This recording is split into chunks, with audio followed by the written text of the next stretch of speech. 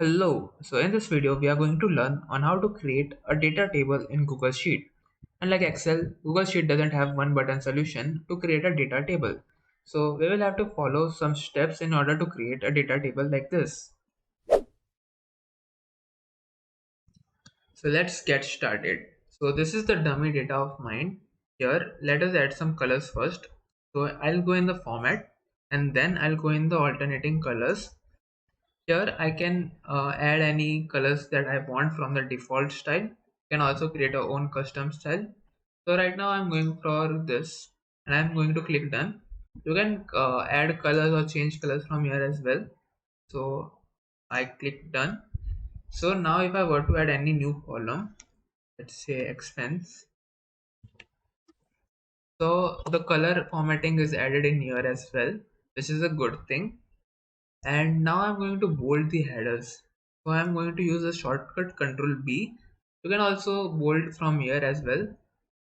So this is done. Now let me add some borders. So I've added borders from here. Okay, so now it looks good, right? Now let me add some value in the expense. So I'm going to add one formula. So it is suggesting me the formula already. So I'm going to click tab. So the formula is automatically added. Now I'm going to double tap here. So all the formulas have been added in here row wise, just like in Excel. So yeah, now it looks better, right? Now we are going to learn on how to add filters. So you can add filters from here. So if I click here, then the filters are already added. So it now looks clean and neat, and I can use the filter. So if I want to just have ln data, so here it will show me only ln data, which is nice. Now I'm going to select all, and yeah, so this is the filter. I can sort and add conditions and everything from here. So this is the filter. You can also do a filter view, right? So suppose I select this range and I create a filter view. So basically a filter view has now been created. So what is the difference between filter view and filter? So many people are actually confused the difference between filter view and filter. So I'm going to quickly explain it. So if suppose you are using a Google spreadsheet and it is used by many users as well, and if you were to sort and filter the data, so that sorting and filter would be applied throughout the spreadsheet. So it may lead to confusion. So to avoid it, you can use filter view. So the filter view would only be available to you, and sorting and filter changes wouldn't apply throughout the data. So it would help you to avoid confusion if you are working together. So that is one of the advantage of using filter view. Obviously there are more advantages. I'll add a Google link below so that you can learn more about it. Also we can store a particular range. So I'll quickly show how to do it. So if I go in data and then I'll go in the named ranges. Here I'll add the name. Okay, so now as you can see, I can now access this full range by using rev.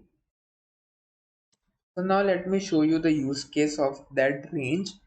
So I'll quickly create one column here. So I'll add some average and let us add count. Okay, now I'm going to add borders in here,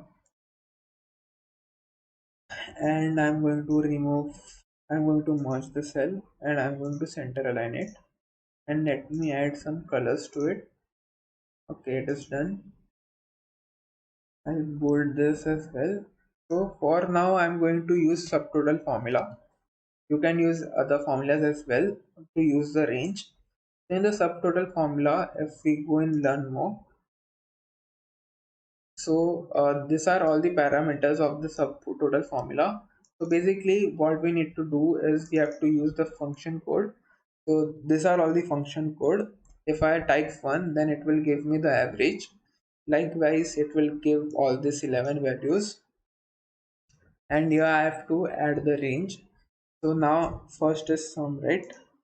So for sum I'm going to use 9, and then I'm going to use my range. So my range is REB, as you can see here. And okay, so now this gave me the sum of it. So let us cross verify it. So as you can see, this and this sum are same.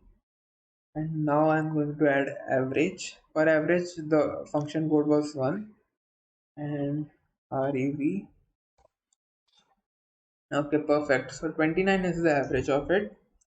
And count, for count it is 2. So let me use 2 now.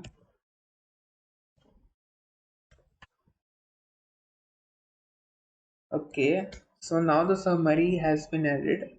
So there are about 20 values. So that's the count. So thank you for watching the video. So that's it from my side for now. If you have any queries or doubts, you can let us know on comment. Thank you.